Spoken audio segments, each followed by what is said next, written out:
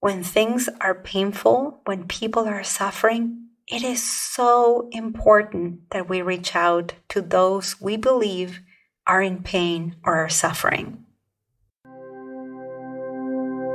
I don't like to argue, so I say nothing and fume for days. How do I set boundaries without sounding like a jerk?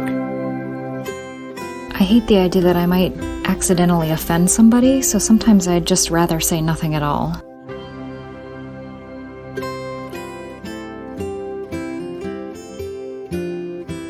Welcome to the Language Alchemy Podcast, and thank you for joining me today. This is your host, Alejandra Siroka, a transformative communication teacher and coach who's devoted to helping multicultural individuals and couples on the path of transformation transform their lives and relationships through conscious communication. Thank you so much for being here in this 15-minute or so weekly mini workshop on conscious communication. The kind of communication that helps you express yourself authentically as the mature, caring adult you are. Whether you're new to the podcast or you have been listening to the Language Alchemy podcast for a while, I am grateful you're here in this podcast that helps you show up in your life and your relationships with clarity, confidence, and compassion. Today, I have a Q&A episode for you. If you've been following me for a while, you know that I like recording podcast episodes in which I answer your questions. And why is that? Because the answer to your question is going to be beneficial to thousands of people who, like you, are having a similar experience. And my primary intention in having the Language Alchemy podcast is to be of service to you and to everyone who wants to bring forth more peace, more love, and more equity to our precious human family. Now, before I answer the questions I am going to address in this episode, I want to invite you to send me your questions. When you send me your questions, this is a deep act of generosity towards others who are also in need for answers. You can send me your questions to languagealchemy.com/podcast question. I'll add the links in the show notes. Now, going back to this episode, I believe this episode will be poignant for you. And here's why. Because I am going to talk about what to consciously do and say when you don't know what to do or say. And I'm pretty sure that, like the people who ask me the questions I'm going to answer in this episode, you too have encountered moments in these last 2 weeks in which you have not known what to say or what to do. And why do I keep saying these last 2 weeks? Because of what's happened and has been happening and most likely is still happening with our precious human family in Israel, in the Gaza Strip, the Middle East, and the deep amount of pain and suffering that we now know about. In these last 2 weeks, clients and friends asked me what to say when they didn't know what to say. Specifically, one person wanted to know what to say to a person who has family in Israel. Another person wanted to know what to say about what's going on in the Middle East at work when she felt that nobody was talking about it. But when the Russian invasion to Ukraine happened, she experienced that a lot of people talked about it at work. Another person who has deep connections with Israel was beyond anger and despair about the atrocities committed to people in Israel. And he didn't know what to say to acquaintances who were saying things out loud without knowledge of the complexity of the situation. So, this is the context within which I am going to answer the bigger question of what you do or say when you don't know what to do or say.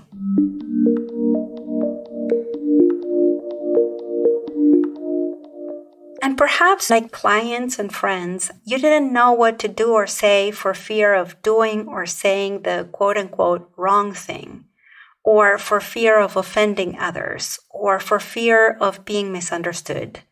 Or maybe you didn't know how others would take what you wanted to say, and you want to make sure that what you say conveys your good intentions. And perhaps you also wanted to offer something to another person during these last 2 weeks. Maybe it was comfort, or at the very least, some sort of understanding. As you listen to this episode, don't think of it as a negative or a downer episode. In fact, for a while now, for several years, what has been happening in our world with our precious human family has required you and me to show up with a stable sense of clarity, with strong confidence, and with unwavering compassion. The immediate people in your life need this from you. And frankly, all of us, all members of our precious human family need you. And because we human beings, at the very essence of who we are caring, we are loving, and we are collaborative, we all have the capacity to decrease the pain and suffering that we and others experience. We cannot help ourselves or others if we don't talk about it, or if we don't know how to talk about it consciously. So today, I want to dedicate this podcast to talking about what you can consciously say and do in the face of so much suffering.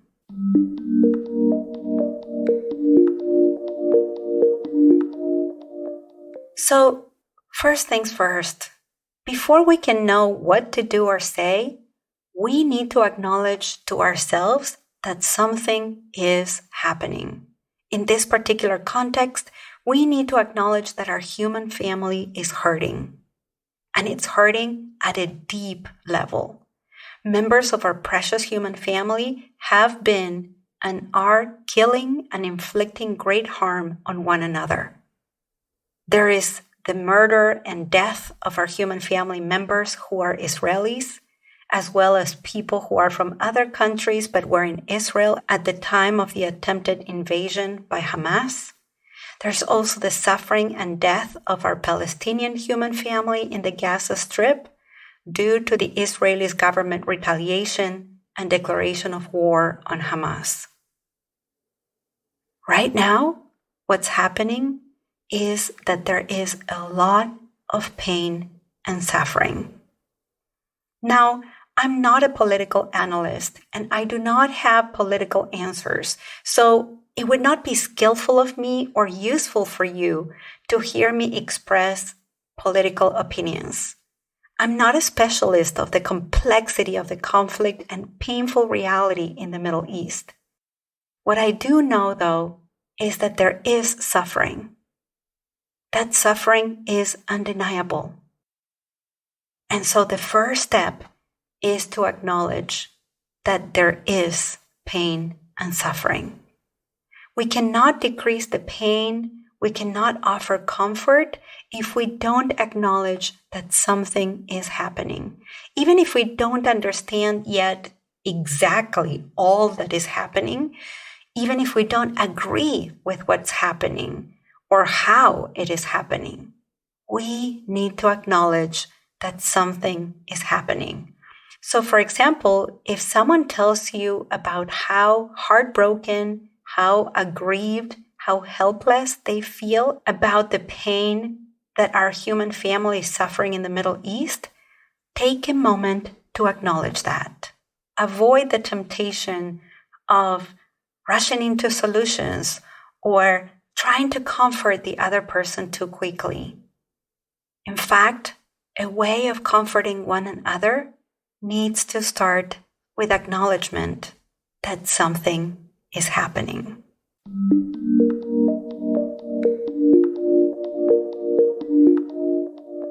The second thing I'd like to share with you is that the way you acknowledge what's happening is very important. And you do that with your words and also with your tone of voice. So, for example, if someone tells you how angry they're feeling, when you acknowledge that, it may sound like, yes, I can hear the anger in your words. Or you may want to say something like, I can sense your anger. Or a simple, yes, you are feeling angry right now. By saying these words, we are acknowledging that something is happening, and that is already comforting to the other person. And as I just said, our tone of voice is very important. We need to use a confident and compassionate tone of voice when we enter into this space, a space of what I'd like to call empathic acknowledgement. I recently recorded 2 episodes on communicating with empathy, and I highly encourage you to listen to them if you haven't. Or even if you have, go back and listen to them. A lot of my listeners tell me how they have their favorite podcast they go back to and they listen to again and again because they listen to them with fresh ears and either pick up something new that they haven't before, or they have greater understanding of a tool that I offered in one of the episodes. If you want a mini workshop on empathic communication, then listen to those episodes, 109 and 110. So going back to the tone of voice, when you are talking to the other person, your tone of voice can sometimes convey much more meaning than the words you use. Yes, your tone of voice is important. Because if you say something like, oh, yes, you are feeling angry right now. Can you hear how different that feels? How not comforting that tone of voice is, even though I just said exactly the same words I said earlier? Or if you say something like, poof, of course I can sense your anger. Or if you respond with, hello, anger is written all over you, then this tone of voice is not going to offer comfort because the tone of voice I just used conveys judgment and not the kind of acknowledgement that is conducing to connection, to understanding, and to relief. Now, of course, if you are texting or emailing the other person, you will need to rely more heavily on your use of words to acknowledge what's happening. But nonetheless, acknowledge what's happening and be conscious of your use of words and tone of voice. Number 3, to the question of how do we talk about this when other people are not talking about this?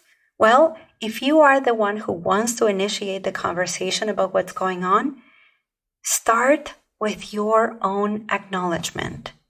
You may say something like, I've been heartbroken about what's going on in Israel. Or you may keep it at the level of thought and say something like, I can't stop thinking about people in the Gaza Strip.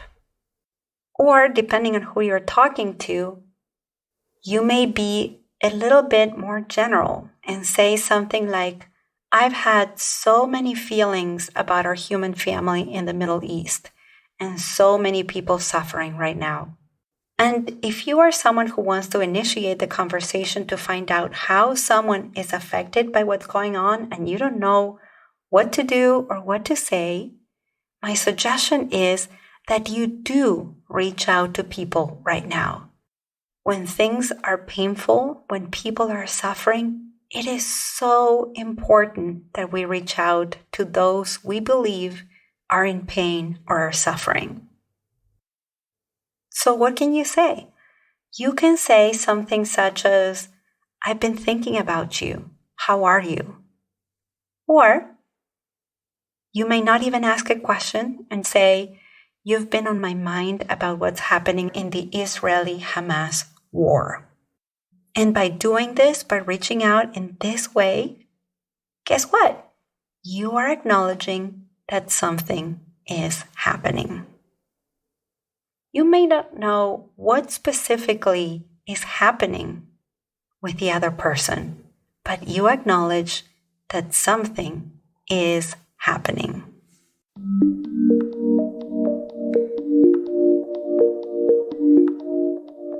Number 4, if someone's telling you about how hard this is for them, I'd like you to know that you have infinite options as to how to respond.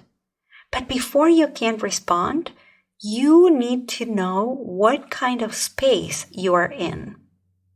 It's kind of like an inner acknowledgement of where you are in this moment.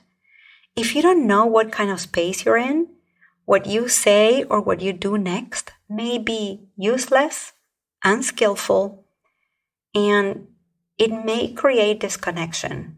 It may even be painful for you, for the other person, for both of you. So before you respond, check in with yourself and find out what kind of space you're in. And if you've been listening to the Language Alchemy podcast for a while, or if you have worked with me before, because I know that many of you who are listening have worked with me in the past or are working with me right now, then know that the more you practice checking in with yourself, dropping in and finding out what kind of space you're in, the faster that will be. I'm not suggesting that someone says, oh, I'm having a really hard time with this. And then you say, okay, wait a minute. I need to check in with myself and see what kind of space I'm in. And then have them wait for 10 minutes and then respond. No, it gets faster and faster. For example, you may very quickly know if you are triggered by what you're hearing. And if that is so, then you are likely going to react. And of course, if the other person is in a lot of pain, your reaction will exacerbate, not comfort their pain. So if you realize that you are triggered and you don't know what to say, you could say something like, wow, this is a lot right now. I'd like to continue this conversation when I have more space, or when I have more presence, or when I have more capacity, or when I have more time. Now, if you do this, you need to offer a time when that can be possible. So you may say something like, can we resume this conversation tonight? Or if it's a colleague, maybe you can say, can we talk about this tomorrow? Or can we schedule a meeting about this week? Saying something like this lets the other person know that you care about them and that whatever space you're in right now is temporary. It's only happening in this moment. But that you do want to have a connecting interaction about this topic with the other person. So those are some options you have. And if you find out when you connect with yourself that you do have the wherewithal, but you don't know what to say in the moment because what you are hearing that's happening for the other person is really big and hard, then you can let them know that you are here for them. And you can do that, for example, by saying something such as, I am here for you, or I'm here with you. You can say, tell me more about this, or I'm here to listen. These are some ways in which you can respond if you find that you are in a space of openness and capacity to listen. Another way in which you can respond is by asking the other person a question, such as, can you tell me more? Sometimes, depending on what the other person is experiencing, you may ask, how can I show up for you right now? Although when people are having a really hard time, they don't know how you can show up for them. So in these cases, listening, the most skillful way in which you can show up for the other person. If the other person keeps talking, then later on you may want to ask, what kind of support do you need at this moment? And you may even offer options such as, do you need understanding from me? Would you like to be heard? You may even offer a hug, or you could ask if it's okay to hold the other person's hand or to put your arm around them. So again, you have several options there as to what to do and what to say. Number 5, if you've reached out to someone that you believe is having a hard time and that person is not responding, then you can reach out to them again and simply let them know that they are on your mind, that they are in your heart. So you may say something like, I'm thinking of you at this time. Or, you've been in my heart all day today. Or something like, I'm here for you if you'd like to connect. Another option would be to say, I'm sending you good wishes and I'm here ready to show up for you when you need it. Or when you're ready. Or when you are up for it.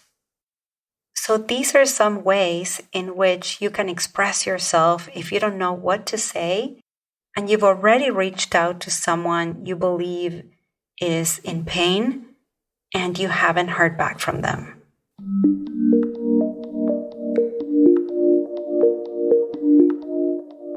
Now, if any of these tools that I offered you here are difficult for you, if you struggle to be present or to say anything whenever someone is having a hard time, or if you shut down in the face of pain and suffering of others, please get support. And if you would like my support on how to communicate when things are hard, I'd be happy to have a consultation with you and talk about whether it would be useful for you to work with me for 3, 6, or 9 months and have a customized transformative communication program for you. In our initial consultation, we talk about your needs. I give you some communication tools and suggestions, and we also discuss how long of a coaching program would be beneficial and doable for you. Then I send you an email with my notes from the consultation and my recommendations. And later on, if you decide to sign up for a one-on-one transformative communication program with me, we work on Zoom and we meet twice a month for 75 minutes. And in those sessions, we work on your communication patterns, on your communication needs. We do role plays, we do compassionate inquiry processes. I teach you communication tools, and I create a safe and caring space for you to have a clear understanding of your communication patterns. And then I teach you how to take the steps that you need to take to have the type of life and relationships that you most long for and deserve. In between sessions, we use an online coaching platform in which you have access to my notes after our sessions. And we also use an app through which we communicate in between sessions and you ask me questions. I keep you accountable. I cheer you on your journey. And I also remind you of your capacity to show up more and more as the mature and conscious, compassionate adult that you are. My communication coaching programs are completely tailored to you and your needs. And I'm very engaged in that process with you because I am committed to your sustainable transformation. You can find out more at languagealchemy.com and look for services and read the descriptions there. And you can set a consultation with me at languagealchemy.com/work with me. I will add those links in the show notes. And now let's recap what you've heard in this episode.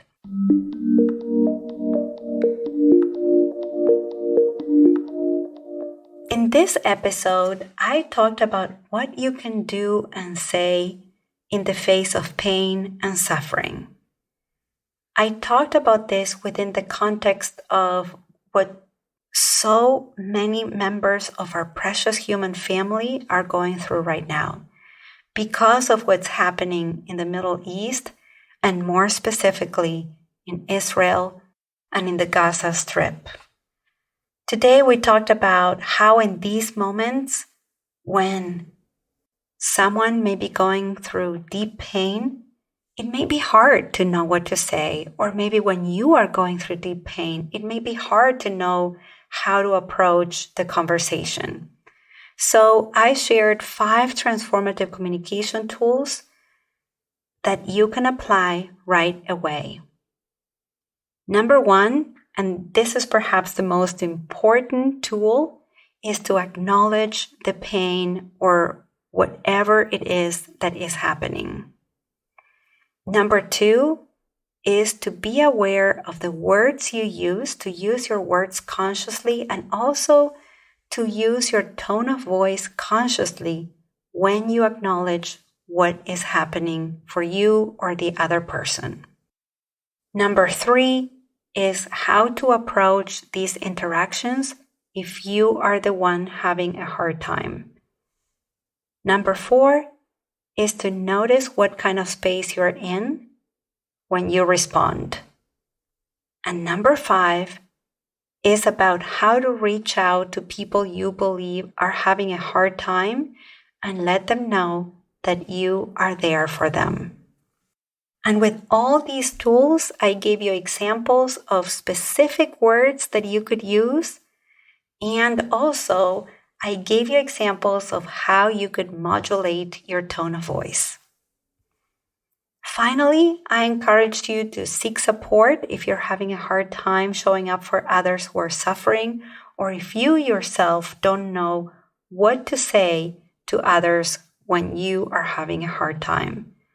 And if you want my support, go to languagealchemy.com/work with me to find out more information about how to schedule a consultation with me. If this episode was useful for you, please let me know by adding a review to the podcast.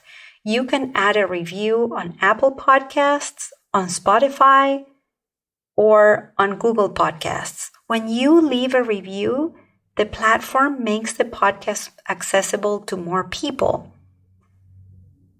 because the algorithm notices that there's action on the podcast and it shows the podcast to more listeners.